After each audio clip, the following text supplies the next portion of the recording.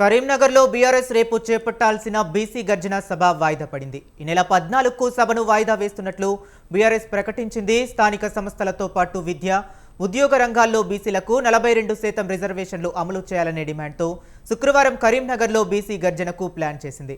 అయితే రాష్ట్రంలో కురుస్తున్న వర్షాల నేపథ్యంలో వాయిదా వేస్తున్నట్లు మాజీ మంత్రి బీఆర్ఎస్ నేత తలసాని శ్రీనివాస్ యాదవ్ వెల్లడించారు.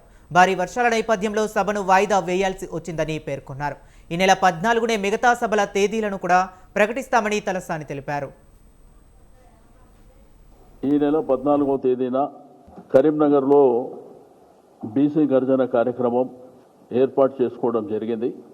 రెండోది, నిన్న మొన్న జరిగినటువంటి డ్రామాలు, ఢిల్లీలో జరుగుతున్నటువంటి డ్రామాలనని మేము అందరం కూడా ప్రత్యక్షంగా చూస్తున్నటువంటిదే. మేము డే 1 నుంచి మా డిమాండ్ ఒకటే, 42% రిజర్వేషన్ చట్టసభల ద్వారా వచ్చిన తర్వాతనే ఎన్నికలకు పోవాలి. లేకపోతే ఎన్నికలకు పోతే ఎట్టి పరిస్థితుల్లో రాష్ట్రంలో ఉన్నటువంటి బీసీల సత్తా భవిష్యత్తులో చూడబోతారని చెప్పి నేను ఈ సందర్భంగా తెలియజేస్తా ఉన్నాను. ఇప్పటి వరకు మా నాయకులు, మా సీనియర్ నాయకులు అందరూ కూడా మరి ఢిల్లీలో జరుగుతున్నటువంటి డ్రామాల విషయంలో, మరి అదేవిధంగా కరీంనగర్లో జరిగబోయే మీటింగ్ విషయంలో చాలా అంశాల విషయంలో చర్చలు చేసుకోవడం జరిగింది. కాబట్టి భారీ బహిరంగ సభ కరీంనగర్లో 14వ తేదీన జరగబోతుందని చెప్పి నేను ఈ సందర్భంగా తెలియజేస్తాను.